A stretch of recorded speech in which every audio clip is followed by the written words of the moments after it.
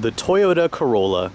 You all are quite familiar with the fact that every driving enthusiast that you hear about, that you read about, hates on this car. They hate on it almost as much as they hate the Toyota Camry.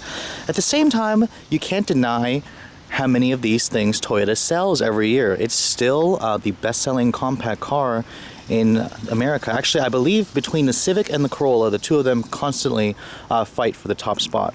So what makes the Corolla sell in such great numbers? Well, does that make it a great car? The answer is, to be honest, it's kind of an average car. And a lot of the times, the sales numbers that you see in this car are due to fleet sales. Toyota does sell a lot of these vehicles to rental companies. They also put a lot of incentives on the vehicle. There are good rebates on it, and it makes the Corolla a cheap car. And then a lot of the buyers who purchase these things simply trade in their old Corolla for a new one, and they don't bother to check out the competition. So let's take a look at this 2012 Corolla. Now the Corolla still only comes in a sedan. This particular one that I'm showing you is the 10th generation. Toyota actually is just about to replace it. They've already showed us the 11th generation, the 2014 Corolla, which should be hitting showrooms in the fall. But the 2013 model is pretty much the same as the 12. You still can get it in base S and then LE trims. Now this particular S model that I have is probably the trim level that I guess I would prefer if I had to go with this car. It adds those 16-inch alloy wheels. You get the underbody spoilers. You get the rear spoiler in the back. And in terms of the styling, this generation has actually been out since 2009. And it actually got updated in 2011 with a new rear end with the chrome strip along the trunk lid, new taillights, new wheel design, new front end. And I gotta say, this Corolla S actually doesn't look that bad. I like the aesthetics that Toyota has put on it. I kind of wish it had larger wheels. You can get 17-inch wheels on the S model that I've seen on the 2013 models. But overall, the Corolla, for me, is still quite the bland driving car, which unfortunately a lot of people who are looking for a basic commuter car like this are basically looking just for that, a bland, reliable commuter car that will take them from point A to B. So let's take a look at how this 2012 Corolla does on the inside. Now, looking at the interior actually got a refresh for 2011 when the exterior got refreshed. Stepping inside, the Corolla has a pretty easy step in height. This is just an easy, no offense, our compact sedan that won't really do anything to piss anyone off.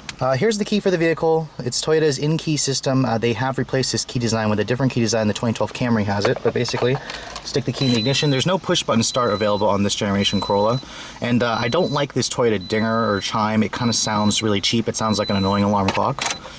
You can see the S model does give you these different specific chrome ringed gauges. They look better than the LEs. And then what you're hearing is the familiar 1.8 liter four-cylinder that hasn't really changed much for the last probably 10 years at least. Now, shutting the door doesn't really sound all that nice when you shut it. The window is automatic down only for the driver. It's not automatic up. And in terms of the rest of the interior, Toyota did update the car for 2011, but the interior, the dashboard, still pretty much the same. They did move the clock from the 2011 model from down here, which was stupid. You couldn't see it, or you had to look down to look at it, to up here. It still looks rather cheap, and it looks like it was tacked on there. Really, they should have just designed a better spot for the clock. The dashboard is all hard touch plastic. That's been the case on this Corolla, or the Corollas ever since the 9th generation actually came out. They've all had the hard touch dash. But in terms of the design of the dash, it's rather bland. It's rather easy. I mean, you have a radio head unit here, 3 knobs for the climate control. I mean, USB and aux port is right here. That was added for 2011. I mean, if you're looking for a compact car that someone in your family needs to drive that isn't going to, distract them with all these complicated tech, I guess the Corolla fits it. You have dual glove compartments here, which is surprisingly damp there. It's actually a really good size, so the storage solutions here are good. When you look at the door panels, same hard, cheap plastic from the dashboard. You have this rather cheap feeling door handle, and then it is padded down here where your elbow's gonna rest, and then of course more of that silver painted plastic that gets scratched pretty easily. And this particular steering wheel actually is new for 2011. It's only on the S model. You can see it's got a flat bottom design. Kind of out of place in this car. It's not really a fun to drive car, but it's nice that they're actually trying with this. I mean, you have a bolstering extension here. This is basically the same steering wheel that's off of the Scion TC. The gauges are attractive looking. Looking at the center console here, you have the 4-speed automatic that Corollas have been using for God knows how many years now. And the 2014 Corolla will still offer a 4-speed in addition to the optional CVT. Cup holders there. You have a center console lid here that is hard as a rock. I'm not sure why this isn't padded, but the new one is, so at least Toyota listened. You got your storage solutions there. There's no power outlet in there. Overall, the interior of this vehicle is definitely behind. It leaves a lot to be desired, and it just doesn't, it isn't befitting of a Toyota product, so I'm excited to see what the 2014 Corolla is going to offer. Looking at the back seat, the Corolla also pretty much just falls in average for the back seat space. The legroom in here is probably on par with what you get in like a Ford Focus, something like that. At least the floor is nearly flat. There are cup holders right here, rather cheap looking cup holders. There's no vents, there's no map pockets at all, there's no armrest here, which some competitors do give you. And then when you shut the door, it's pretty much the same hard touch plastics from the front, although it is padded right here where your elbow is going to rest. Now looking at the trunk capacity, the Corolla actually does pretty good. You have hinges that do crush your cargo, but at least the top of the trunk is lined. The seats do fold 60/40. I want to say this is about 13 cubic feet, on par with the competition, but it actually gives you a really big opening. When you look underneath here, you'll find a temporary spare tire with your jack, stuff like that. At least you get that.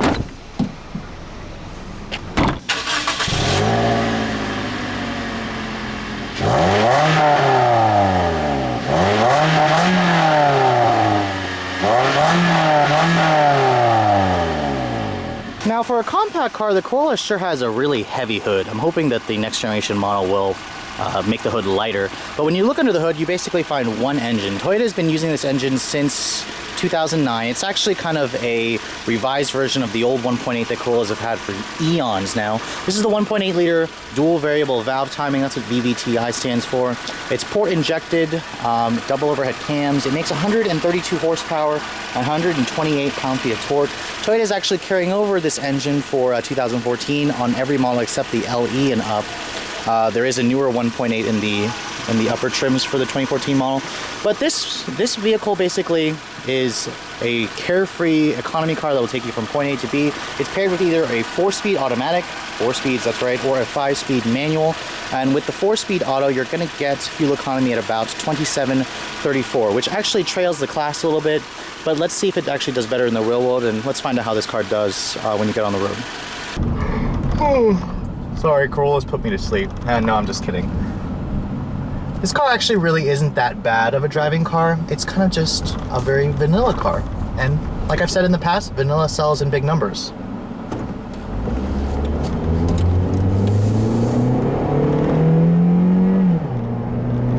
Now, acceleration for this car is pretty much what you'd expect from something that has only 4 speeds. It leaves a little bit to be desired, but at the same time, it's pretty adequate.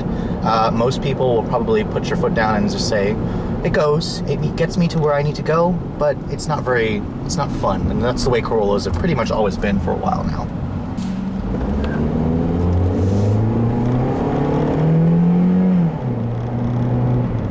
Now you can really feel the lack of gears when you are getting on the throttle in this thing.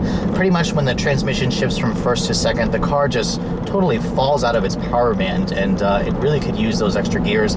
Toyota actually has gone with the CVT route for the 2014 model, so I'll be curious to see how that drives. But this thing, I mean, it's been a while since I drove a car that has a 4-speed automatic, and I gotta say, for a 2012 model, it's a little inexcusable.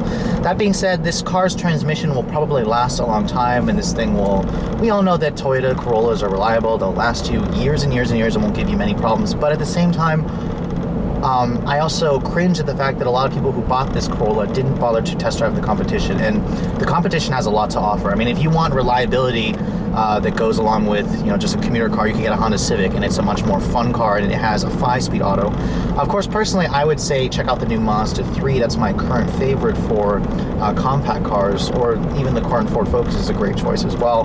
But, you know, this thing just goes about doing its business inoffensively. I mean, the ride quality is good. I will admit one thing though, the steering on this car is actually better than that Elantra that I'm driving right now and that I filmed, the 2013 Elantra Coupe. It's electric and it lacks feel, but the car doesn't feel as squeamish as the Elantra did around corners. I guess Toyota does a better job with tuning their electric power steering than Hyundai.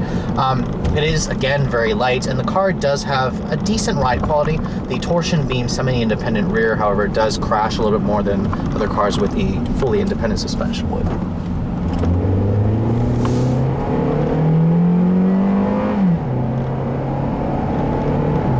Now, expect acceleration times for this car to probably be around, I want to say 10 seconds for 0 to 60 with the 4-speed auto. If you're going to get the 5-speed manual, you could probably shave about a second and a half.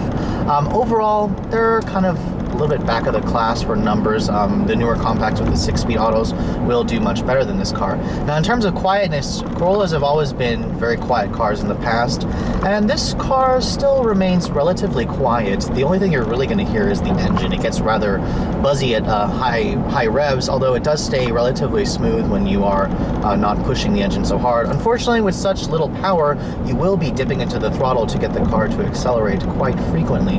Now, in terms of the visibility, the Corolla is also really good. You have very thin A-pillars here. The styling isn't exactly risk-taking, so there's not much in the way of pillars to get in the way of your view here and there. The flat-bottom steering on this thing, I guess, is aesthetically pleasing to look at, although it's not even leather wrapped. But it's just deceiving because when you turn the wheel, the car kind of has... Actually, surprisingly, it's pretty precise, but it just feels very numb. There's no feel here that like you would get from a Ford Focus, a Honda Civic, or a Mazda 3. Now, in terms of features, that's another area where the Corolla leaves a lot to be desired. I mean, the base price, or I guess the prices, the average transaction price of these vehicles are pretty cheap, and it kind of shows. The interior is really cheap. There's not really any premium features here in here. Don't expect to find like leather or dual zone automatic climate control or push button start or a backup camera. It's just not available on this generation Corolla just yet.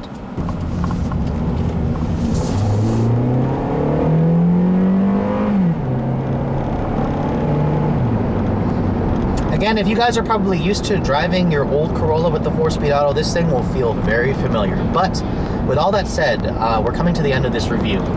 And this 2012 Corolla certainly is a much better looking car in the S trim. So I would definitely recommend, if you're going to go, if you are set on buying a Corolla, at least go for the S trim. But that also leaves me with this thought. I mean, if you're going to be spending like $17,000, $18,000 on a compact car, you really are doing yourself a disservice by not checking out the competition. For example, there's the new Kia Forte that came out, the upcoming Mazda 3, the Ford Focus, the Honda Civic.